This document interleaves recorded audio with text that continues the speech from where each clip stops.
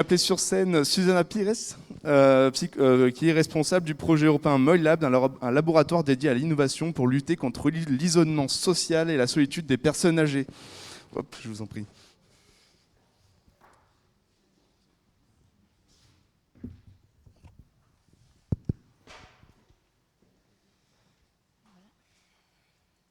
Bonjour à tous, je m'appelle Susana Pires et je suis psychologue sociale et environnementale à la Fondation I2ML. Et aujourd'hui, je vais vous parler du projet auquel on travaille depuis déjà un an, le MoiLabs. Donc, c'est un projet européen fondé par le programme FEDER Sudoe.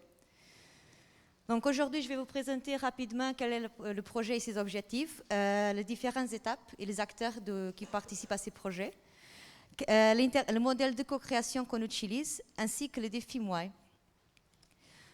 Pour ceux qui ne savent pas, la Fondation I2ML est un Living Lab, partenariat à l'Université de Nîmes. Living Lab, c'est un laboratoire d'usage qui innove en faveur du vieillissement de la société. La Fondation I2ML accompagne surtout les personnes âgées auprès des structures et de collectivités qui développent des produits, services et logements innovants pour les personnes âgées. Elle propose une expertise transdisciplinaire via son équipe et son comité d'experts, mène des projets de recherche ainsi que des actions de sensibilisation à destination du grand public et des professionnels. Nos principaux axes de formation, on va dire, nos principaux axes, c'est la recherche, la formation et le conseil. Donc, depuis un an, la Fondation I2ML, avec d'autres partenariats, elle participe au projet MoiLabs. Le terme Moai a été pris à la culture japonaise sur des îles Okinawa, donc connues par ses centenaires et qui ont une longévité hors commun, et que dans ces îles-là, ils forment des groupes de soutien social qui s'appellent du coup le groupe Moai.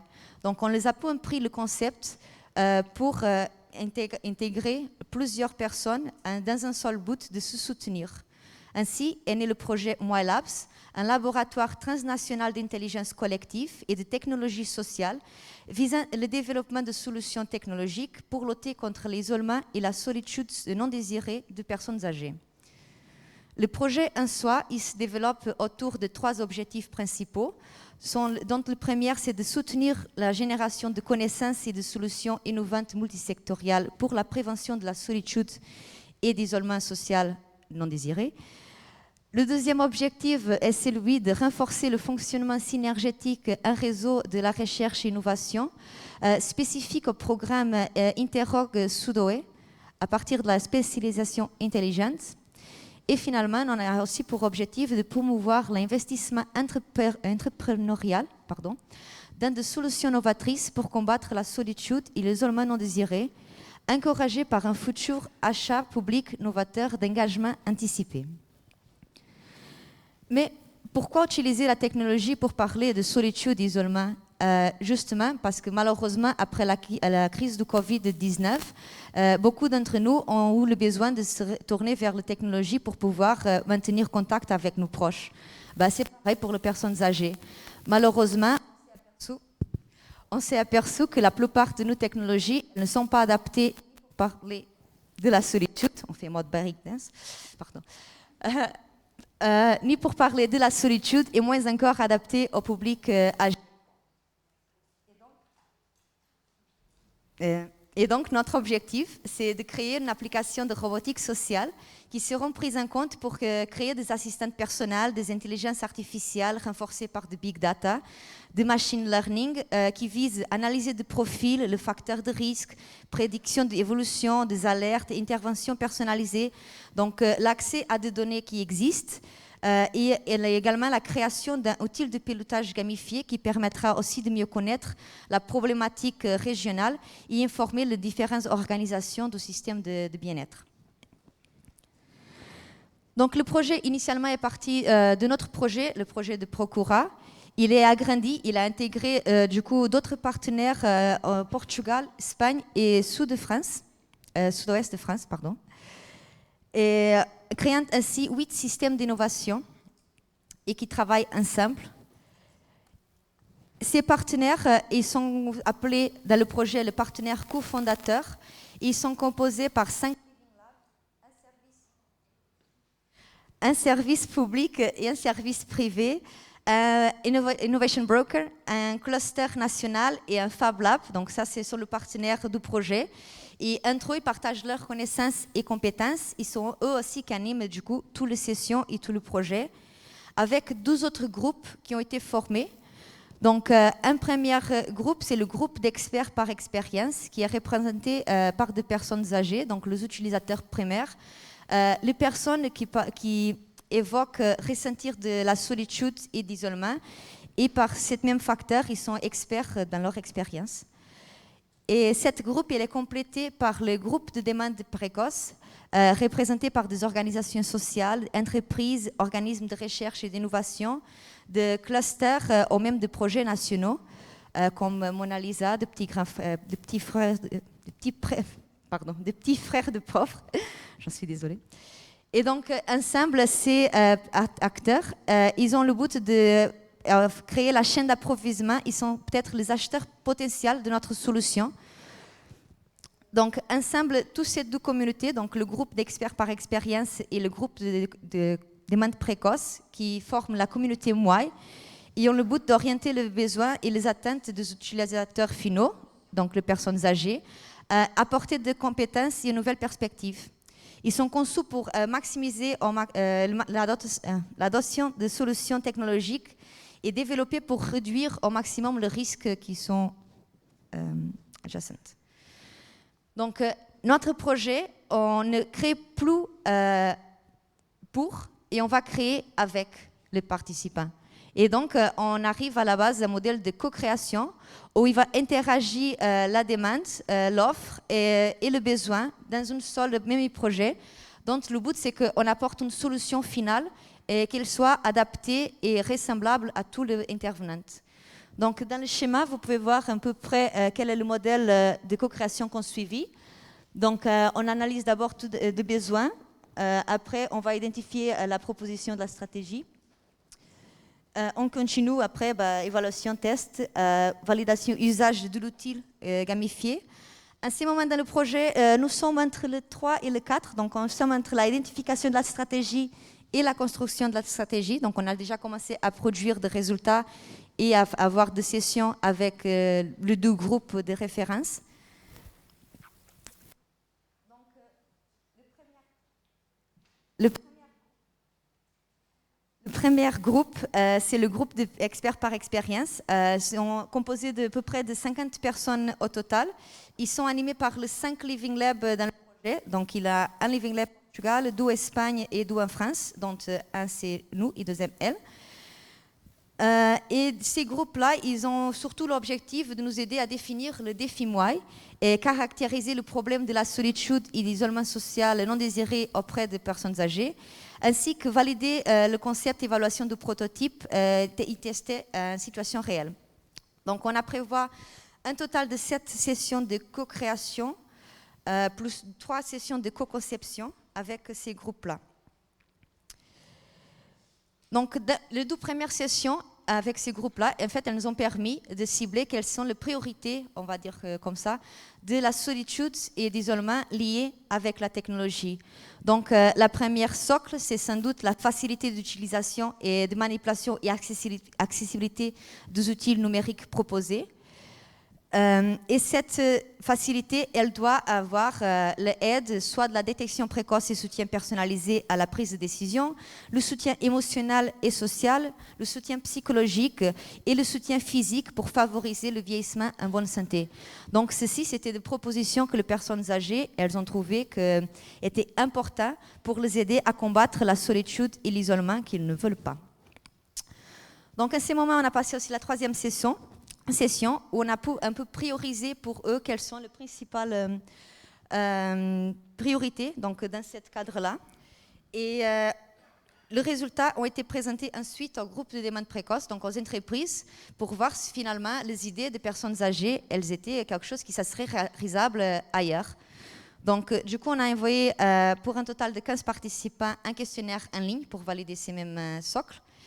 Et à ce moment, on a 12 ateliers de prévus avec ce groupe-là pour confirmer si le défi MOI, basé sur les résultats donnés par rapport au premier groupe d'experts par expérience, si tout est possible de réaliser et que on va proposer pour la suite. Mais finalement, c'est quoi ces défis moi que j'arrête pas de parler, hein?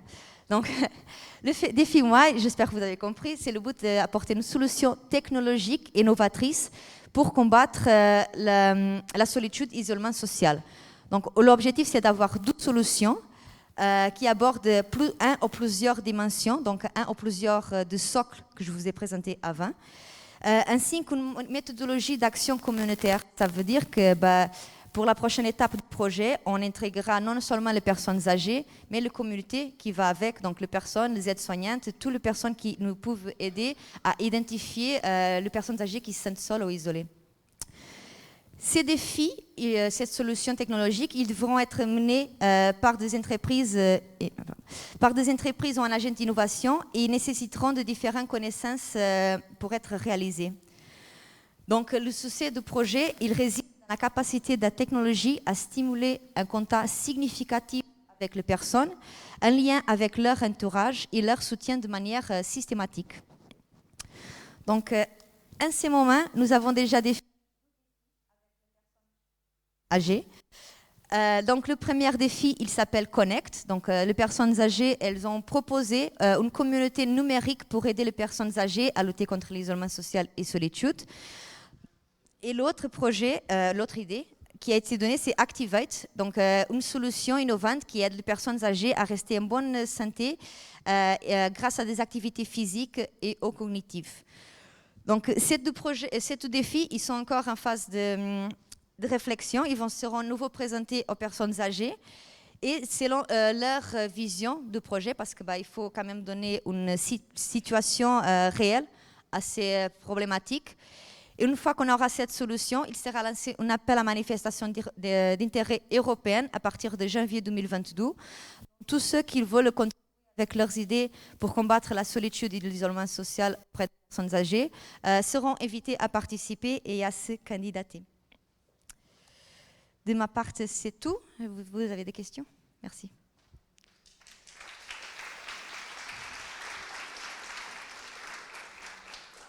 Est-ce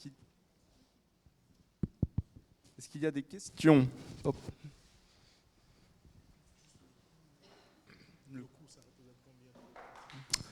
On a une question concernant l'investissement, l'enveloppe budgétaire qui va être allouée sur l'appel. C'est sur l'appel à projet, monsieur, c'est ça? Ou le coût de développement? Non? Merci. Je voudrais savoir le coût que ça représente pour une personne âgée pour bénéficier de votre service. C'est pas encore décidé, c'était une question qu'on a parlé justement avec les personnes âgées, c'était un sujet de discussion.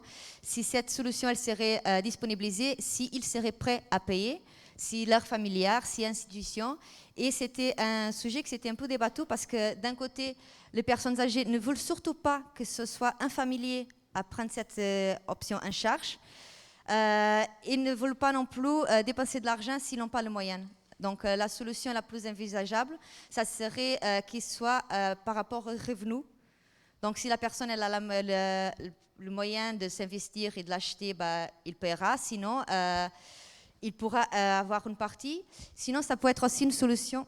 Sinon, ça peut être aussi une solution qui finalement sera achetée par des secteurs prestataires de services, comme le mairie, le